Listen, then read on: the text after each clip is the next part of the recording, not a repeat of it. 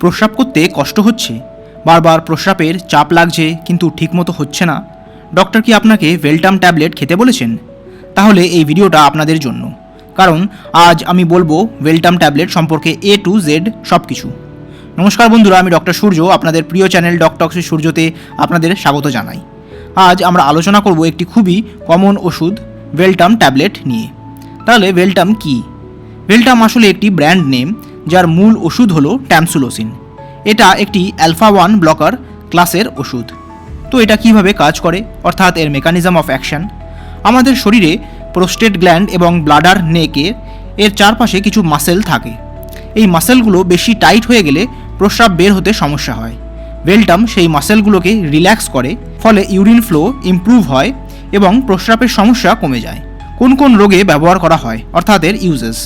প্রধান ব্যবহৃত হয় বিনাইন প্রস্টেটিক হাইপারপ্লেশিয়া অর্থাৎ BPH, প্রস্টেট বড় হয়ে যাওয়াতে, প্রস্রাব শুরু করতে দেরি হওয়া, দুর্বল urine stream, incomplete emptying sensation অর্থাৎ মনে হচ্ছে আমাদের প্রস্রাব পরিষ্কার হচ্ছে না, বা ফ্রিকোয়েন্ট ইউরিনেশন অর্থাৎ বারবার প্রস্রাব পাওয়া, স্পেশালি রাতের দিকে। মাঝে মাঝে কিডনি স্টোন প্যাসেজ সহজ করতেও ব্যবহার করা হয়।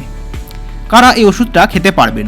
সাধারণত 40+ বয়সের পুরুষেরা, ধরুন যাদের প্রস্টেট এনলার্জ অর্থাৎ বড় হয়ে আছে, যাদের ইউরিনারি সিমটমস আছে। কারা এড়িয়ে চলবেন? যাদের ধরুন সিভিয়ার একটা লিভারের সমস্যা আছে, লো ব্লাড প্রেশার অর্থাৎ হাইপোটেনশন, বা এই ট্যামসুলোসিন ওষুধটার প্রতি একটা অ্যালার্জি। আবার ধরুন যাদের ক্যাটারাক্ট সার্জারি অর্থাৎ চোখে ছানি অপারেশন প্ল্যান হয়েছে, ডক্টরকে কিন্তু অবশ্যই জানাতে হবে। আর মহিলাদের জন্য সাধারণত এই ওষুধটা প্রেসক্রাইব করা হয় না। তো এরপর আসবো ডোজ ও কিভাবে খাবেন। এটা ভেরি ইম্পর্টেন্ট। সাধারণ ডোজ হচ্ছে 0.4 mg ওয়ান্স ডেলি, অর্থাৎ দিনে একবার 0.4 mg ট্যাবলেট খেতে হবে। কিভাবে খাবেন? প্রতিদিন একই সময় খাবেন, সাধারণত খাওয়ার পরে আফটার মিল খেতে বলা হয়। আর পুরো ট্যাবলেট কিন্তু গিলে খাবেন, ক্রাশ করবেন না। কখন খাওয়া ভালো? বেস্ট টাইম হচ্ছে ডিনারের পরে বা ব্রেকফাস্টের পরে, ডক্টর অ্যাডভাইস যেরকম দেবেন সেই হিসাবে। কারণ খাবারের পরে খেলে সাইড এফেক্ট অনেক কম হয় এবং অ্যাবজর্পশনটা স্টেবল থাকে। ডোজ যদি মিস করলে কি করবেন? মনে পড়লে খেয়ে নিন, কিন্তু নেক্সট ডোজের সময় হয়ে গেলে স্কিপ করাই ভালো। আর একসাথে ডবল ডোজ কিন্তু খাবেন না। এরপর আসি এর কিছু পার্শ্ব প্রতিক্রিয়া অর্থাৎ সাইড এফেক্টসে। কমন সাইড এফেক্ট যেমন ধরুন মাথা ঘোরানো অর্থাৎ একটা ডিজিনেস ভাব, ব্লাড প্রেশার কমে যাওয়া স্পেশালি যদি দাঁড়ালে, বা মাথা হালকা একটা লাগা, নাক বন্ধ ন্যাজাল কনজেশন। আর খুব রেয়ার সাইড এফেক্ট যেমন ধরুন ইজাকুলেশন প্রবলেম, একটা ফ্যাটিক লাগা বা হেডেক হওয়া। গুরুতর কিছু হলে সিভিয়ার ডিজিনেস বা ফেন্টিং এরকম যদি সিচুয়েশান অ্যারাইজ করে, তাহলে অবশ্যই ডক্টর কনসাল্ট করুন। এরপর ইম্পর্টেন্ট কিছু প্রিকশনস বলতে চাই। হঠাৎ কিন্তু উঠে দাঁড়াবেন না, কারণ এখানে হতে পারে পস্চুরাল হাইপোটেনশন। প্রথম কয়েকদিন গাড়ি চালাতে সাবধানতা দেখবেন।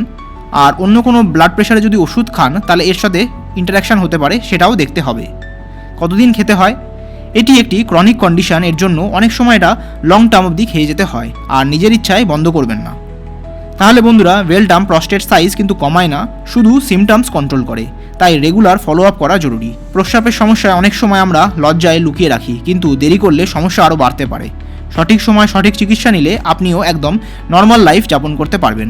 তাহলে বন্ধুরা, যদি ভিডিওটা ভালো লাগে অবশ্যই লাইক করুন, শেয়ার করুন, আর কমেন্ট করে জানান আপনার প্রশ্ন। এবং অবশ্যই সাবস্ক্রাইব করুন আমার চ্যানেল ডক্টক্সি সূর্যকে। আমি ডক্টর সূর্য, আবার দেখা হবে পরের কোনো ভিডিওতে। ততদিন ভালো থাকবেন, সুস্থ থাকবেন। ধন্যবাদ।